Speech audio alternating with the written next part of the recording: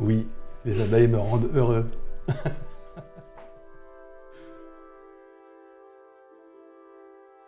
Bonjour, je m'appelle Thomas Chauvière, j'ai 45 ans. Je vis sur la commune du Palais avec mon fils de 13 ans. Je suis sapeur-pompier professionnel sur la ville de Nantes depuis 2002.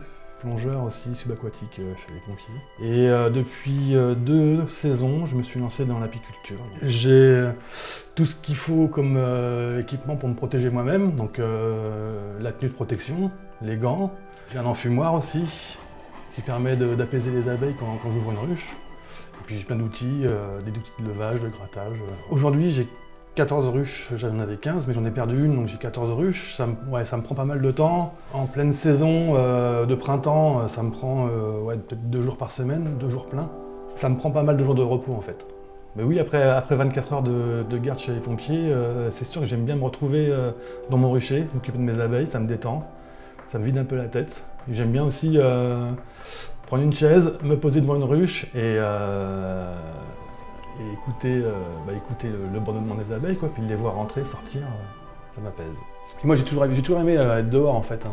Là je suis pompier, on est toujours dehors, mais en fait en vieillissant je me dis bah oui, pompier c'est bien, mais je pense que j'aurais préféré être soit éleveur, soit agriculteur, soit travailler dehors, dans la nature.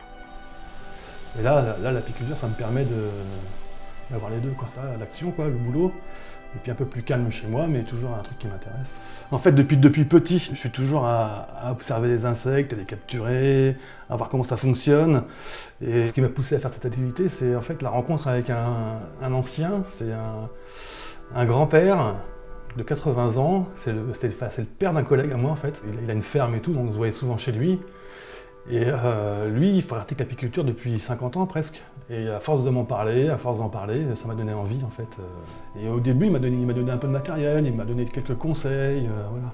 Bon, maintenant, il a complètement arrêté parce qu'il a du mal à se déplacer, mais au départ, il m'a donné pas mal de conseils. Je me suis dit, vas-y à fond quoi. Donc je me suis mis dans l'apiculture.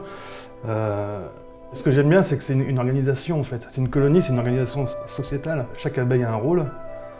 Tout ça, c'est une organisation qui fait que la société, la colonie d'abeilles fonctionne parfaitement, quoi. Elles s'entraident entre elles, elles vont au sacrifice pour défendre une ruche. En fait, on devrait prendre exemple sur les abeilles, sur une colonie d'abeilles. Et puis, forcément, il y a un aspect écologique dans l'apiculture. Il faut connaître le cycle de vie d'une abeille, les saisons, la pousse des plantes, la floraison, tout ça, quoi. Donc, forcément, oui. Non, mais c'est une activité importante parce que s'il y en a de moins en moins, en fait, d'abeilles. Il y a moins en moins d'abeilles et il faut savoir qu'une abeille en fait ça pollinise les fleurs, ça pollinise les légumes, les fruitiers. Donc le jour où on n'aura plus d'abeilles, c'est simple, on aura beaucoup moins à manger dans nos assiettes, quoi. Aujourd'hui il y a plusieurs dangers pour nos ruches, c'est le changement climatique, des printemps qui commencent trop tôt avec des grosses gelées ensuite, des étés très chauds, très secs, manque d'eau. Donc tout ça, ça agit sur les plantes, donc si ça agit sur les plantes, forcément ça va agir sur nos abeilles. On a des problèmes aussi avec le frelon asiatique, qui est arrivé en France en 2004 et qui prolifère de partout et qui s'attaque fortement aux ruches. C'est la mondialisation en fait, c'est les conteneurs, on envoie des conteneurs de Chine avec plein de matériel, des plantes, des jouets, et des fois il y a des insectes aussi qui rentrent dans les conteneurs et puis qui se retrouvent chez nous en Europe, qui s'adaptent. C'est ce qui est arrivé pour le frelon asiatique. Voilà. Donc en fait, il déséquilibre notre écosystème. Un nid de frelon asiatique sur une saison, ça mange 14-15 kg d'insectes. Donc ça détruit beaucoup d'insectes, et pas que les abeilles. Hein. Donc c'est pour ça que c'est intéressant, vous pouvez piéger les frelons asiatiques en fait au printemps, de mars à juin. Vous pouvez poser des pièges à frelons asiatiques, c'est des pièges qui se font avec des bouteilles tout simplement, hein, des bouteilles retournées avec vous faites un mélange que vous mettez dedans, et là vous piégez des fondatrices. Et une fondatrice, c'est un nid en moins, quoi. Il faudrait que les gens le fassent tous chez eux. Mais... non, mais moi, tout ce que je peux dire, c'est qu'il faut faire attention. Le moindre petit geste chez soi, c'est bénéfique. Éteindre ses lumières, faire moins de kilomètres, planter des plantes mellifères dans son jardin, c'est très important. Faire attention à votre consommation d'eau. C'est ça qui est important, en fait. On peut y arriver si on y met tous du nôtre, quoi.